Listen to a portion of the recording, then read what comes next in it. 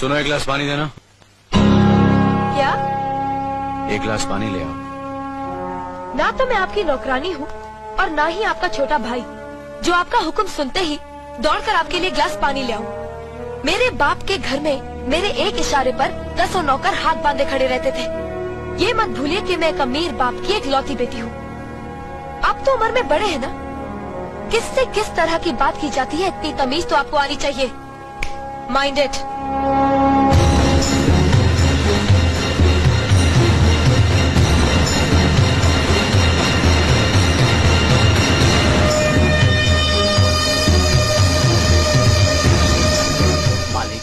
छोटी बहू की बात का बुरा मत मानना, नादान है, बच्ची है। गलती हमारी है मुनीम जी। हमने ऐसी लड़की को काम करने को कहा जिसे काम करने की आदत ही नहीं है। बड़े भैया पानी। नकुल, वो ट्रैक्टर रिपेयर करवा लिया ना? जी करवा दिया।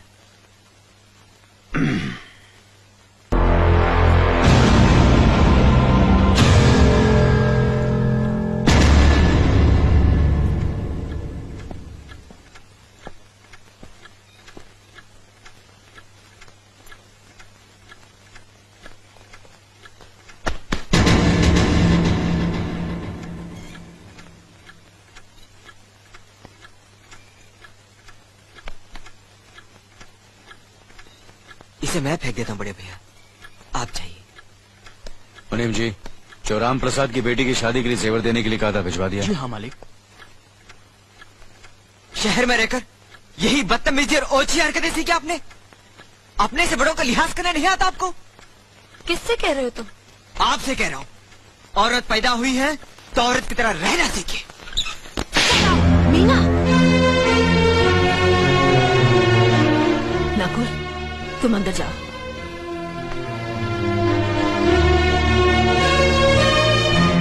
पागल हो गई हो तुम? औरत होकर एक मर्द पर हाथ उठाती हो? इतनी ऊंची घराने की बहू होकर ऐसी नीच हरकत, शर्म नहीं आई तुम्हें? कौन सा ऊंचा घराना? ये जहाँ सिर्फ एक आदमी राजा है और बाकी सब उसके गुलाम। मीना, चिल्लाइए मत। आप मेरी सास नहीं है। जिस तरह आप इस घर की बहू है वैसे मैं भी हूँ। बहू हो तो बहू की मर्यादा में रहो। मर्यादा की रस्सी में तो आप जैसी जाहिल और गवार औरतें बनती हैं। मुझ जैसी पढ़ी लिखी मॉडर्न जमाने की लड़की नहीं। Uneducated idiots. Excuse me, I'm not an illiterate. I'm a graduate from the University of Allahabad. I am aware of the modernization of women, but I have not forgotten my culture, my customs, my traditions and my values, and most of all, I never ever forget that I am an Indian woman. Modern जमाने की औरत भी औरत ही होती है। उसे भी मर्द ही ब्याह कर ले जाता है, मर्द को ब्याह कर वो नहीं ले जाती। जमाने ख्याल और लिबास बदल देते हैं, औरत की शरीर की बनावट नहीं। लोग तुम्हारे ख्याल की लड़कियों को लज्जत का सामान भले ही समझते हो, इज्जत के काबिल कोई नहीं समझता। इज्जत आज भी उन्हीं औरतों की होती है जिनकी आंखों में हया हो, लाज हो, शर्म हो। हम नहीं कहते कि तुम बंदिशों में रहो, लेकिन अपने दायरे की सीमा को मत भूलो। लड़की जब अपने माँ बाप के घर होती है तब उसके कांधों पर अपने ही घर की इज्जत का बोझ होता है, लेकिन जब वो बहू बनकर ससुराल जाती है तब उसके कांधों पर एक नहीं 2 परिवारों की इज्जत का बोझ होता है। आज जिस तरह तुमने नकुल को तमाचा मारा है, अगर उसी तरह उसका भी हाथ उठ जाता तो तुम्हारी क्या इज्जत रह जाती? कभी सोचा तुमने? क्या बात है मीना?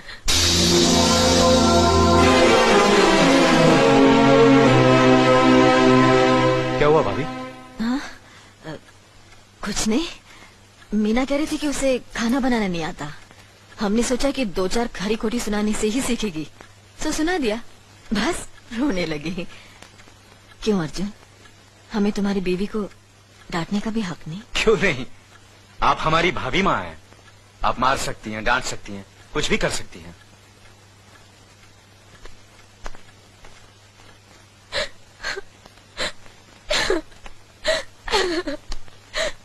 मैंने भूल की जो मैं लोगों के बीच आ गई। मेरी तो इस घर में कोई इज्जत ही नहीं है। जब देखो तो सब मेरी इंसल्ट करते रहते हैं। मैं कब से रो रही हूँ, तुम पूछ भी नहीं रहे हो कि मैं क्यों रो रही हूँ। बेकार हो रही है तो कौन पूछेगा? अच्छा, तो मैं तुम्हारे लिए और इस घर के लिए बेकार हो गई हूँ। अरे बेकार तो तुम हो गए अपने परिवार के बीच में रहकर। मैं कब से बोले जा रही हूँ और तुम हो के सुन ही नहीं रहे हो। इंसान की चीख सुनकर लोग शुभ अशुभ का विचार करते हैं, लेकिन जब मेंढकी को जुकाम होता है उसकी चीख की कोई परवाह नहीं करता। ये मत भूलो कि जब मेंढकी चिल्लाती है तो आंधी और तूफान आते हैं। आंधी और तूफान आएंगे तो उसका नतीजा तुम्हें ही भुगतना पड़ेगा। तो फिर ठीक है, अब मैं तुम्हारे साथ तब भी रहूंगी जब तुम मेरे साथ मेरे डैडी के घर रहोगे।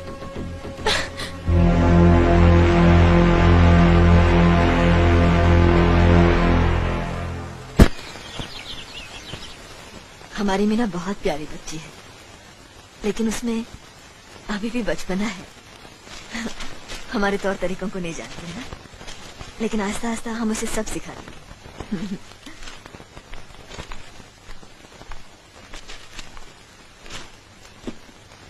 बड़े भैया, ये अपने घर जाना चाहती है। जाना भी चाहिए, 4-5 महीने हो गए, मायके की याद भी आती होगी इसे। और अर्जुन, तुम्हारे ससुर जी तुम्हें कई बार बुला चुके हैं, तुम भी कुछ दिनों के लिए हो आओ, तुम्हारा मन भी बहल जाएगा। अगर ये वापस लौटने के लिए जा रही होती तो मैं जरूर जाता, मगर ये तो हमेशा के लिए इस घर से जा रही है। कैसी बातें कर रहे हो? अगर तुम दोनों के ख्यालात एक दूसरे से नहीं मिलते तो इस मामले को घर की 4 दीवारी में बैठकर आपस में सुलझा लेना चाहिए। बहू शहर की पढ़ी लिखी लड़की है, उसे गांव की रीति रिवाज के बारे में क्या मालूम? ये तो तुम्हारा फर्ज बनता अर्जुन कि तुम उसे हमारे तौर तरीके सिखाओ। सिखाने से कोई फायदा नहीं बड़े भैया, ये खुद को इस माहौल में डालना ही नहीं चाहती, इसलिए भेज रहा हूं। अच्छा, तो तुमने फैसला भी कर डाला? बड़े भैया, बात यह है कि मैंने मीना को, तुम बहुत समझदार भी हो गए हो ना, तो फिर तुम्हें इतना तो समझ लेना चाहिए, अगर बहू अपने आप को बदल नहीं पा रही है तो तुम बहू के मुताबिक बदल जाओ। आखिर वो तुम्हारी पत्नी है, उसका साथ देना तुम्हारा धर्म है। तुम्हारे भरोसे ही तो उसने अपनी सारी जिंदगी सौंप दी तुम्हें। अर्जुन, मेरे दर पर तुम तड़प उठोगे, तुम्हें तकलीफ होगी तो मैं रो दूंगा, क्योंकि हम दोनों एक ही मां की संतान हैं, खून का रिश्ता है हमारा। मगर पत्नी का नाता उससे कहीं ज्यादा गहरा होता है, क्योंकि वो पराये घर से आकर अपनों से कहीं ज्यादा अपनी हो जाती है, परछाई बन जाती है हमारी। पति शरीर है तो पत्नी उसकी आत्मा है।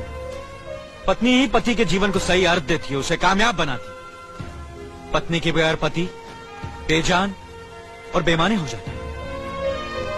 अगर आज तुम अपनी पत्नी को हमेशा के लिए उसके मैके छोड़ाओगे तो ये गांव, ये समाज क्या कहेगा हमारे बारे में?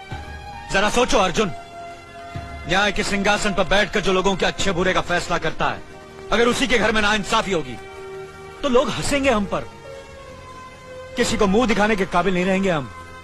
बड़े भैया, मुझसे भूल हो गई, मुझे माफ कर दीजिए।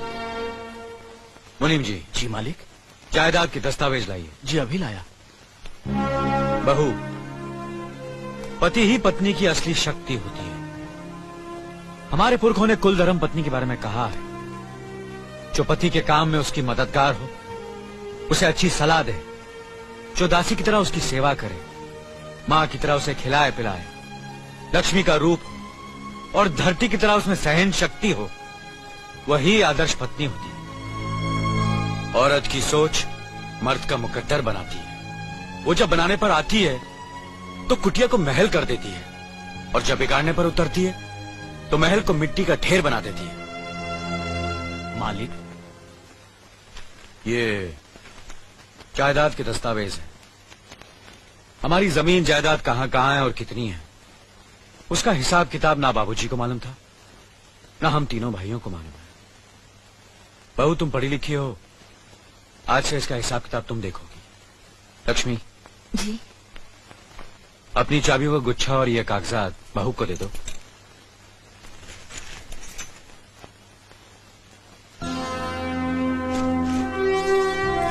आज से तुम इस घर की मालकिन हो। तुम जहां कहोगी, जिस कागज पर कहोगी, हम तीनों भाई चुपचाप आंख बंद करके दस्तखत कर देंगे। जैसा कहोगी वैसा ही करेंगे। बस एक ही विनती है बहू, हम तीनों भाइयों को अलग करने का ख्याल अपने मन में कभी आने मत देना।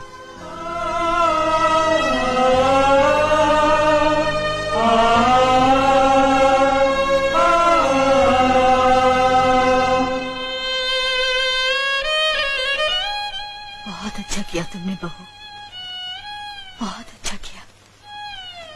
इनकी आंखों में आंसू देखने की हमने सपने में भी उम्मीद नहीं की थी, लेकिन तुमने हमें दिखा दिया। बहुत अच्छा किया तुमने, बहुत अच्छा किया।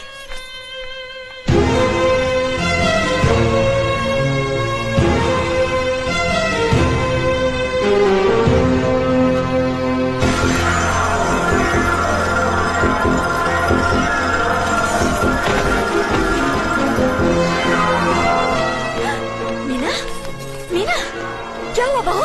मीना, मनी जी जल्दी से डॉक्टर को बुलाइए।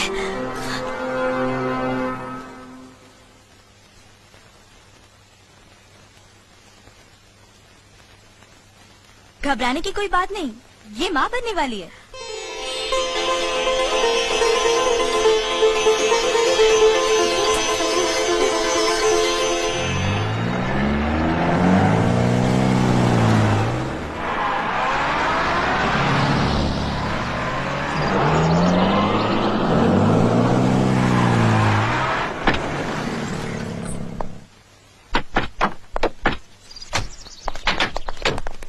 आप लोग यहीं ठहरिए, मैं ठाकुर साहब से मिलकर आता हूँ।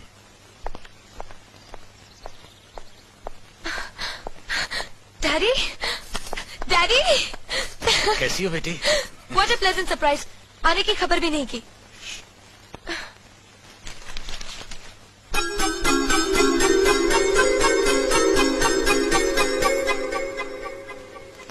ठाकुर साहब, पाए लागू। समधी जी, आप अचानक यहाँ कैसे? तशरीफ रखिए, बैठिए ना। आपके बराबर बैठने की मैंने कभी गुस्ताखी नहीं की, तो आज कैसे करूंगा? बहुत दिनों बाद हम लोग मिल रहे हैं। कहिए, आपका कारोबार कैसे चल रहा है? आपकी कृपा और आशीर्वाद से ठीक ही चल रहा है। दिल्ली में इंडस्ट्रीज मिनिस्टर के साथ कब की अपॉइंटमेंट ली है? कल सुबह 11 बजे सर। इनकम टैक्स केस का वकील ने कहा है कि 15 तारीख की हियरिंग में मामला क्लियर हो जाएगा। आज एक्सपोर्ट का माल जापान के लिए जहाज से रवाना हो जाएगा ना? जी हाँ सर। नमस्ते ठाकुर साहब। नमस्ते नमस्ते नमस्ते। अरे दीनानाथ जी, आप लोगों ने यहाँ आने की तकलीफ क्यों की? मैं आपकी संस्था के लिए गवर्नर साहब से बात कर चुका हूँ, आपका काम हो जाएगा। धन्यवाद, बहुत बहुत अरे गोपीनाथ जी, होम मिनिस्टर ने वादा किया कि आपके भाई का ट्रांसफर जल्दी ही हो जाएगा। Thank you sir. Daddy, good morning daddy. Good morning my child. आप कहीं जा रहे हैं क्या? हाँ बेटी, एक जरूरी काम से दिल्ली जा रहा हूँ, अपना ख्याल रखना। ओके। Okay, bye. पास में ही फैक्ट्री के लिए जमीन देखने आया था, सोचा आपके दर्शन करता चलूं। अब इजाजत दीजिए। इतनी जल्दी कैसे जा सकते हैं आप? भोजन तो करते जाइए। माफ कीजिए, आप तो जानते ही हैं, बाप बेटी के घर का खाना तो क्या, पानी भी नहीं पी सकता। शहर में रहकर भी अभी भी आप इन बातों को मानते हैं? शहर में रहूं या गांव में, मैं अपनी परंपरा और संस्कार कैसे भूल सकता हूं? आखिर मैंने इसी मिट्टी में जन्म लिया है। अच्छा, चलता हूं। अजी, कम से कम बेटी से मिलकर उसकी कुशलता तो पूछ लीजिए। ये क्या कह रहे हैं आप? मैं इतना ऊंचा नहीं हूं कि अपनी बेटी की कुशलता पूछकर आपका अपमान करूं। ठाकुर साहब, ये तो मेरी बेटी का सौभाग्य है कि वो इस मंदिर जैसे पवित्र घर में बहू बनकर आई, और फिर आपकी छत्र छाया में तो वो कुशल हो गई है। राम राम। राम राम। बेटे, जिस तरह तुम मैके में चहकाती रही हो ना, वैसे ही अपनी ससुराल को भी महकाती रहना। जी।